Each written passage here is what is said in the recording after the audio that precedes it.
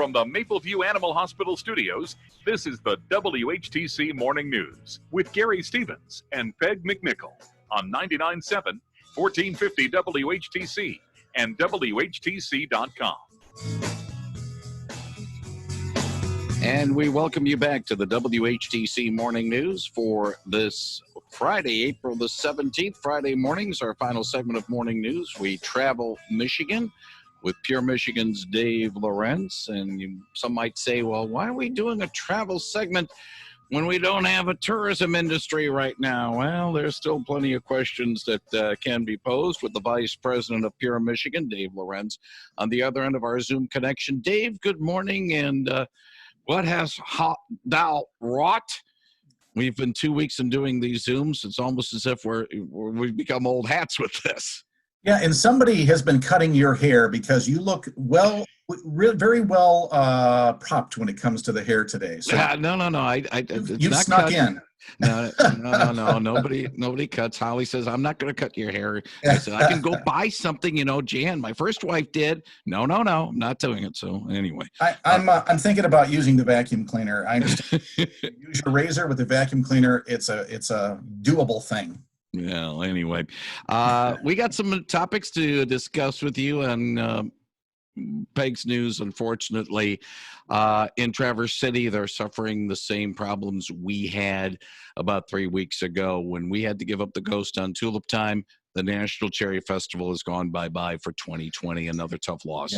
Yeah, such a shame for a lot of reasons. Festivals and events provide these opportunities for us to come together. And if there's ever been a time we need to come together, it's right now. So, if you put aside all the money and all the community pride in that way, still this lack of an opportunity for connections is really a shame. But, I certainly understand it. As you know, I've been involved with a lot of festivals over the years. And, the process of putting a big event together is quite complicated. That's why when you're finished with a Tulip Time or a Cherry Festival or a Coast Guard Festival or something along this magnitude, the next week you're started with the next one. That's how it takes to put these big events together. And you have to have all these meetings, bringing all these people together.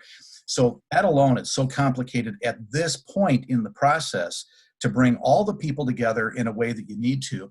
But then there's always all this contracting as well. So if festivals don't use their escape clauses at a certain time, then even if they would need to cancel the event last minute, or if nobody attends, they have to pay all those costs. So you go from having no festival 1 year to having no festival forever. So it had to be done.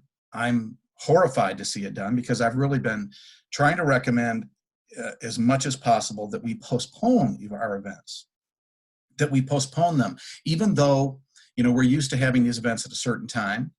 As much as we can postpone them to another time of the year, then at least we can still get that economic activity. All those jobs that are connected with it can still benefit.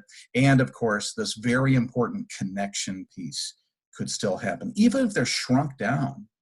That's what I've been trying to push. But I certainly understand it, and I'm thrilled to see how Tulip Time has found some ways to use virtual technology to do certain things. And I'm going to do a virtual run with them, and looking forward to that. And I'm hoping that Cherry Festival is going to do something along that lines, and I know they're working on that as well.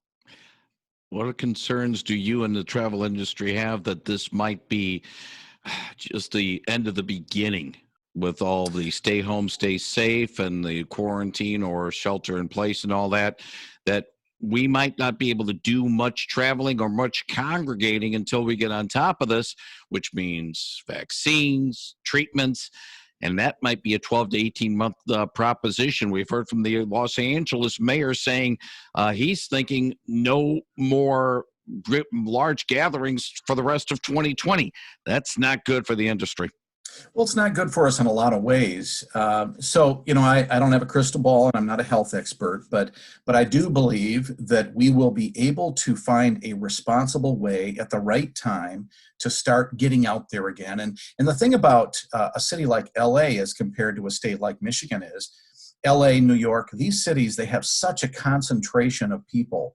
They have millions of people in such a small space. They really can't socially, be responsible by separating from each other. It's virtually impossible for them. So I understand those comments from a big city like LA or New York. But in Michigan, we have all these big wide spaces. We have 11,000 inland lakes. We have so many opportunities to get out away from the crowds and to be responsible in that way. And at the right time, we will get out there. We will start going to these places. Holland is going to be a really popular place because of all the things that Holland offers. And I am absolutely convinced that those of us in the business community and the travel community and all will find ways to still do our business, but to do it responsibly, to make sure people are safe. So I would not be in one of those groups that believes that this is going to be a year-long time before we start to travel again. Nowhere near. I think we will start to get out there in a couple of weeks. And now our job is to stay home, stay safe, and more importantly, make sure other people are safe through our staying home. We're talking with Dave Lorenz, the Vice President of Pure Michigan, on our Travel Michigan segment. Dave, let me ask you this. Even though we have another funding situation, certainly Pure Michigan got line item vetoed in September, got line item vetoed again in March. Obviously, the situation in March far different than in September. However, does Pure Michigan and maybe to a certain extent the parent company, which is the Michigan Economic Development Corporation, how much input is those entities having on efforts to try to reboot the economy, most notably maybe having the governor's ear on some of the things that need to be done? Yeah, well, there's a reason why Travel Michigan is a business unit of the Michigan Economic Development Corporation, and that is because travel is a big part of our economy. And in combination with all of these other business sectors, manufacturing and agriculture and everything else, we will work together, and we have been working together forever, but in a different way this last month or so. We've been trying to find ways to help various business sectors and individuals. We have some exciting programs out there. The MEDC, my friends over in the business development and community development areas have been doing heroic work. And I know there's frustration about the timing of getting loans and grants, both from the MEDC and from the feds. But I understand it. I really do. I've run businesses. I know how running a small business is all about cash flow and things like this. But I'm just asking to just hold on a little bit longer, because everybody's doing what they can in the government sectors, in the not-for-profit sectors, and in the business communities to support each other. So right now, the average person, the very best thing we can do is stay home and stay safe. I don't think I've ever been so disappointed with us, the community of people in this state, as I was the other day with watching those people in Lansing. And I am 100% for freedom of speech. I think it's the First Amendment for a reason, because all of our other freedoms come from the ability to articulate our beliefs. But there's a way to do that, and there's so many great ways today to make your feelings known. I think of social media and venues like the radio station and so many other ways. This was simply irresponsible. And you don't hear me say something that seemingly political very often. I'm not looking at it as a political statement. I'm looking at it as a health statement. The fact that people were walking around deliberately, without face masks, getting close to each other, that's the part I don't like. Expressing your political beliefs, God bless you. But doing it in such an unsafe manner, which by that fact will likely extend the stay-at-home order, is aggravating to me. It's irresponsible. And we can be better. We are better. We can do better.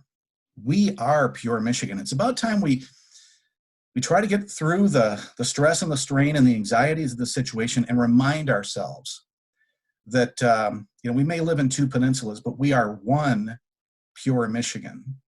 And we need to remember that. One final thing, and I'm going to bring this up, but you brought up, not last week, maybe the week before. You were thinking about an idea called Meanwhile in Michigan. Any word on that? Yeah. So meanwhile in Michigan, here we are. Yeah. We'll be out there. And that's the point, isn't it? People are going to be looking for open spaces, for nature, for small towns. And this initiative that we launched last year with a different intent and a different reason. The reason we launched Meanwhile in Michigan last year was all about some of our communities being overwhelmed by travelers. And sometimes Holland is one of them, and South Haven and Grand Haven and Traverse City and others. So our idea was let's bring people to kind of pull them to other places, make them aware of other relatively unknown places with great experiences, try to get them there on the weekends in the summer. And then during the weekdays, when it's quieter, let's encourage people to go to those more popular places. So I think it was a really pretty brilliant plan. It started to work. Now that will evolve into a different mission this year. This year, it's mostly going to be, hey, Chicago, hey, Fort Wayne, hey, South Bend, hey, any big city.